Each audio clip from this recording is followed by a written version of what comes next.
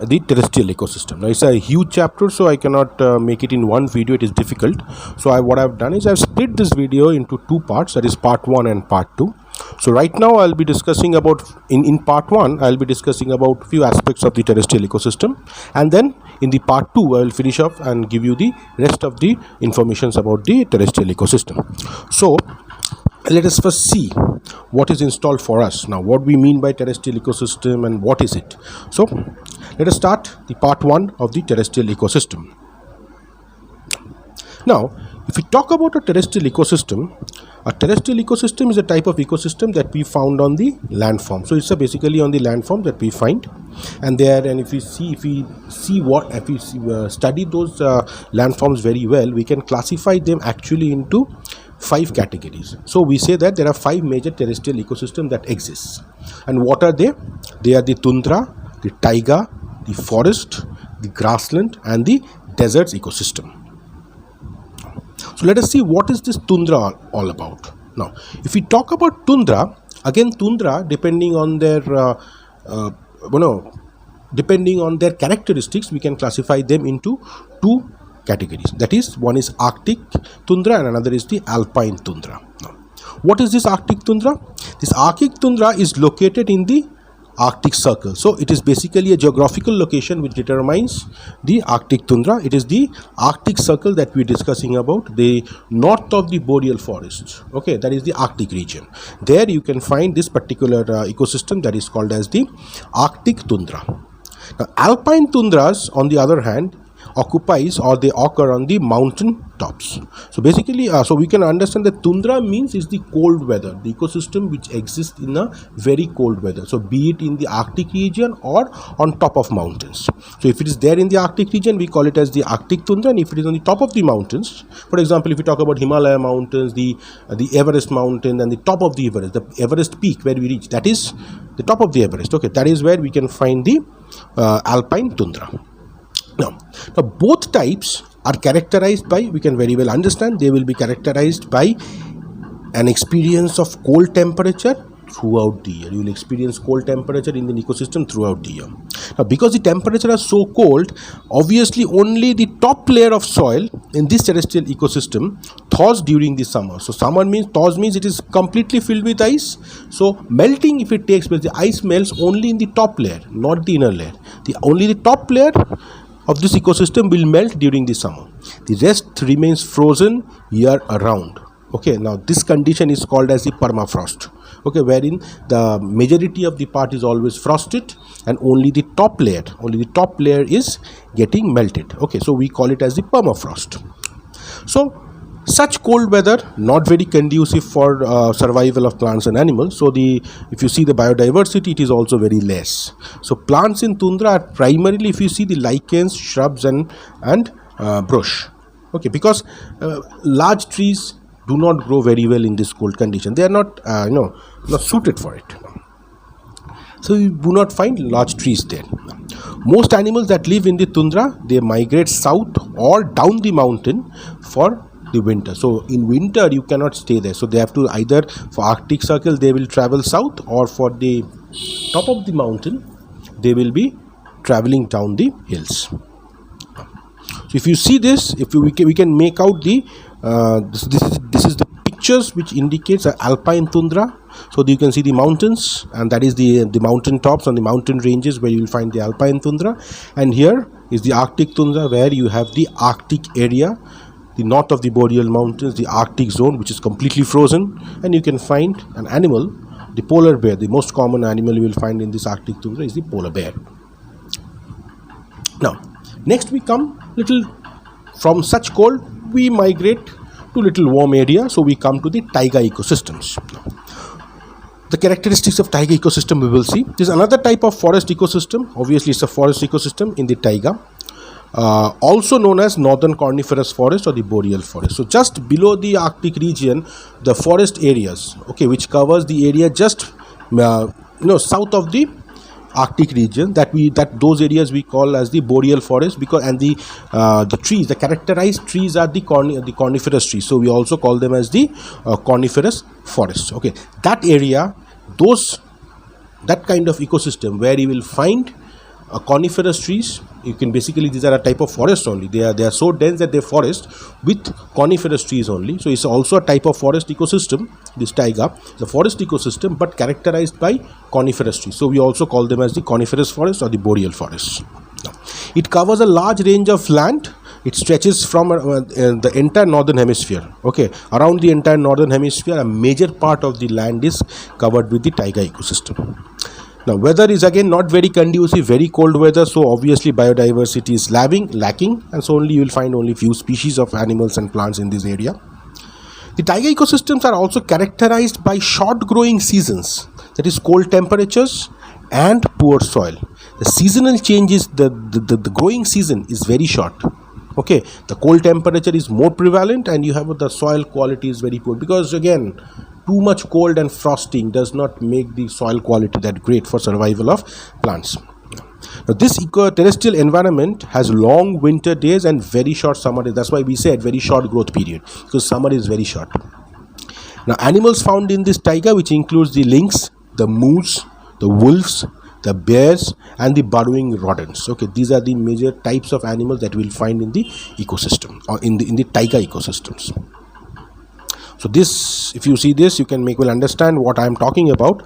The taiga biome in the winter season, how it looks, and in the summer season. See, this is characterized by only coniferous trees, and these coniferous trees, when they get covered with snow, it looks beautiful, white covering. So that is the winter, and the top picture indicates the winter in a taiga biome, and then if you come down, the below picture is when there's a winter, when there is summer. So the ices have melted from the trees, but it is still there.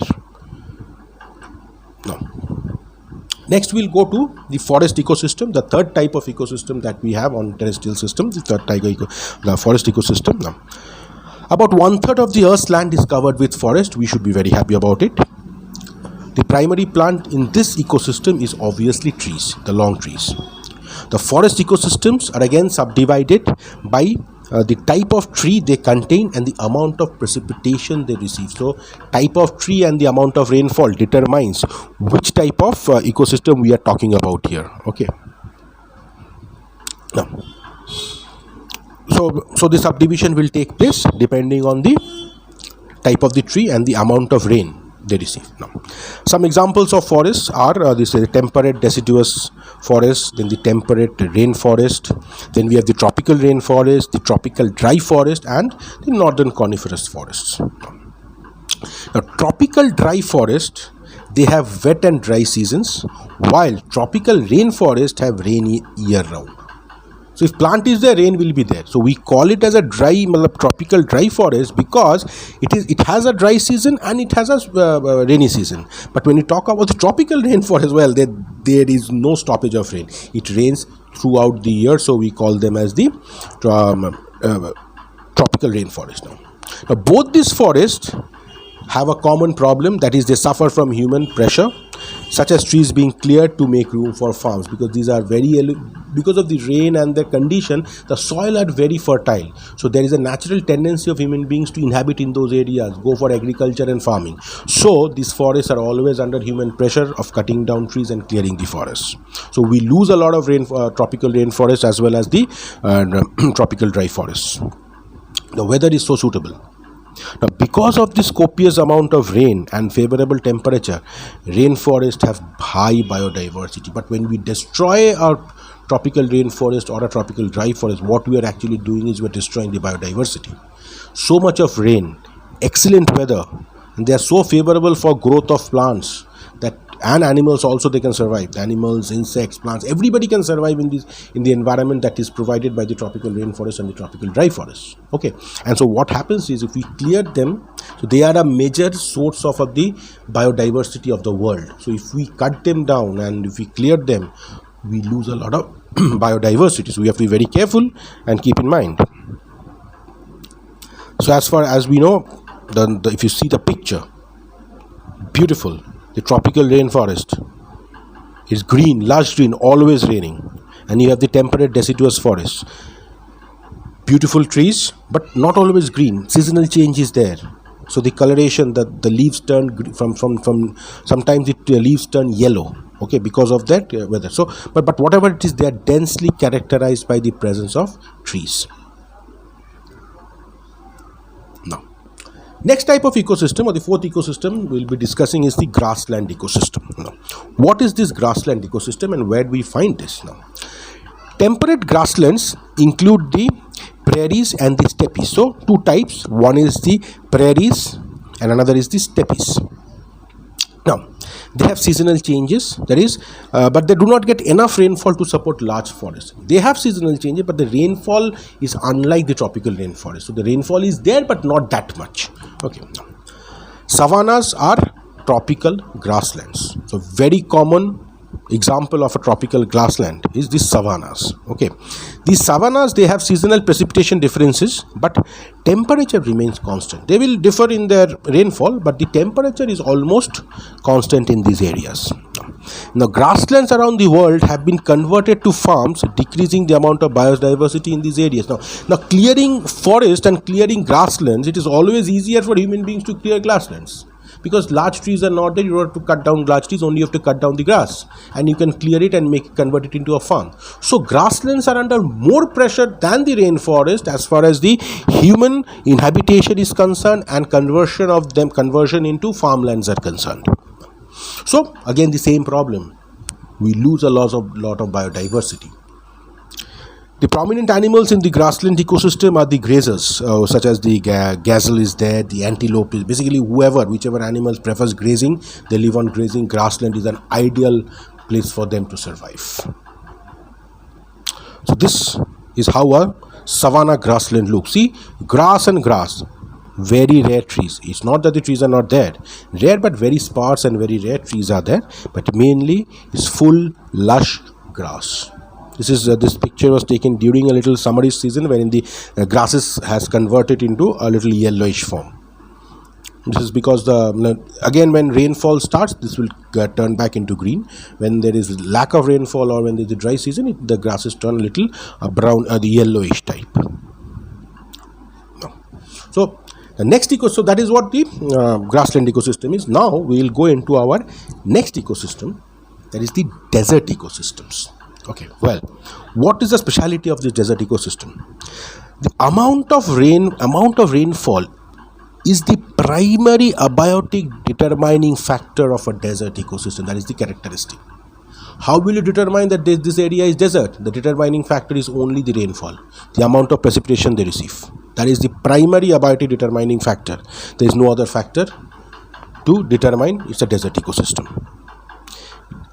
Deserts receives less than 25 centimeters, that is about 10 inches of rain per year. So very less rainfall, less than 25 centimeters of rainfall per year, which is almost dry.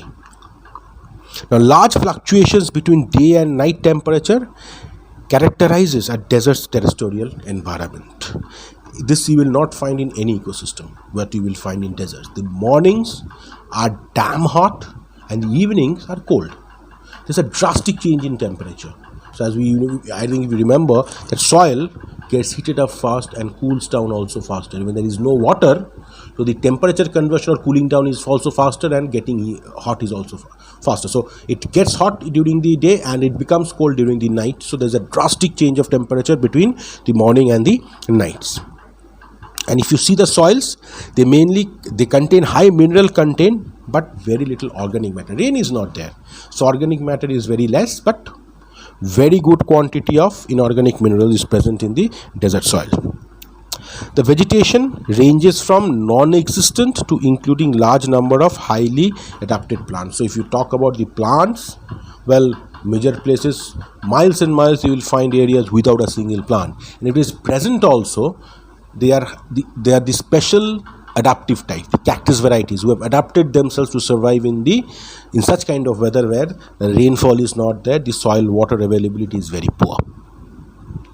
Now, if you see some of the very common deserts, if we see, we'll find the Sonora Desert ecosystem. Okay, the Sonora Deserts. Okay, now the Sonora Desert ecosystem contains a variety of succulents or cactus as well as trees and shrubs. So if you see the Sonora Desert ecosystem, that's, as I said, the vegetation is either very rare or it is almost nil. Okay, now if you see the Sonora Deserts, there you will find vegetations, but then it is very less.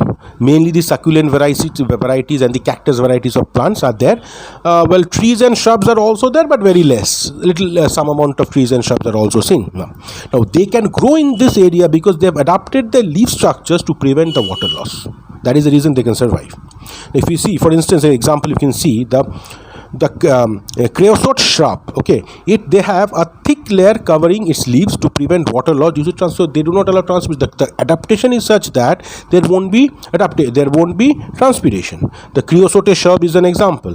They have thick waxy layer covering their leaves, so no transpiration, so they can survive. That is their adaptation to survive in that water scarce area. Now, one of the most famous desert ecosystems is apart from the Sonora Desert, it is a mild desert, you can say, but the most famous desert ecosystem is the Sahara Desert. Okay, we have all heard about the Sahara deserts, and this takes up the entire top area of the African continent. The northern part of the African continent is almost completely occupied by the Sahara Desert. Okay, now the size is comparable to that of the entire United States and is known as the target hot desert and known as the largest hot desert in the world, where the temperature reaches over 122 degrees Fahrenheit. Oh my God, it's very hot. Believe me, it's very hot. Okay, and the size is huge, almost the size of the United States of America, one of the largest hot deserts and of the world, and obviously it is hot. It is damn hot because the temperature can reach up to 122 degrees Fahrenheit. Really hot. By reading this and by talking about this only, I am sweating. But you won't sweat there because again the humidity is also very poor. So these are some of the pictures of the deserts, and as I said, the Gobi Desert of the Mongolia. Okay, there you can see that there is a one type of pattern, and then you can see the Sahara deserts. Okay, the African desert, the Sahara Desert. The picture is taken from the Algerian side, Algerian nation. So that's why we have mentioned that the Sahara Desert, Algeria, and the Gobi Desert, that is also from the Mongolia side. We have taken the picture, so we say that Gobi Desert, Mongolia. Okay, so it is sand and sand everywhere, no plants, no trees, no water, and you can make out in the Gobi Desert the best animal which has adapted itself for surviving in the deserts, the camel. Okay, the camel. Now, so we have discussed about all the 5 types of ecosystems that exist, the major ecosystems that we have been discussing about. Now, this is the map, okay, or we can call it as the earth biomes, where on the earth these biomes exist or this ecosystem exists. This map gives you a detailed picture, and with the coloration difference we have tried to make out the areas. Now, for example, green color is marked with the tropical forest, a type of the what do you call, the parrot green with tropical forest. Then we have the white, the polar and the high mountain ice. The cream color is there. The cream color indicates that. The bluish green indicates the temperature deciduous forests. The skinish color differs the savanna desert, the savanna grasslands. Then you have the reddish peach, which indicates the chaparrals. Then you have this coniferous forest. Okay, very light blue. Yellow marked with deserts, orange for temperate grasslands, and the little deeper blue for the tundra. The poles and the tundras. If you see the northern area, if you see the northern hemisphere, the Arctic Circle, the poles and the tundras, they are somewhere associated with each other. The southern, we don't have the Arctic Circle, the Arctic forest the Arctic tundra does not exist in the southern hemisphere. So the Antarctica is completely no, it does not fall under an ecosystem. It's a polar ecosystem. Forget it. Okay, but the Arctic ecosystem is basically about the northern hemisphere and the northern part of and the North Pole, what we call as the North Pole. So like this, we can see the entire, and if you see that what we are talking about, see this African continent and the northern part of the African continent, it is full yellow. It is full yellow, indicating that it's the desert. Even you will find desert in Australia, you find it in Asia, small in the little in India. If you see the left hand part, the third desert is there in India also. India, Pakistan, that border, you have the third desert. The China also, you have the Mongolian, the Gobi desert is there. Even in Northern America, you have the desert. So everywhere. So this is the entire Earth biome, which will give you the picture of where exactly the various biomes of the Earth exist. Okay, so with that we have come to the end of this this part 1 of the terrestrial ecosystem, where we have discussed about the various types of the terrestrial ecosystem that exists and what are the characteristic features of this terrestrial ecosystem. I've tried to give you some pictures also to explain to you, and along with that I've also shared with the Earth's biome, the entire globe, indicating the Earth's biome. Okay, so with that we have come to the end of this part 1. Well, thank you for hearing me patiently. Hope you like the video.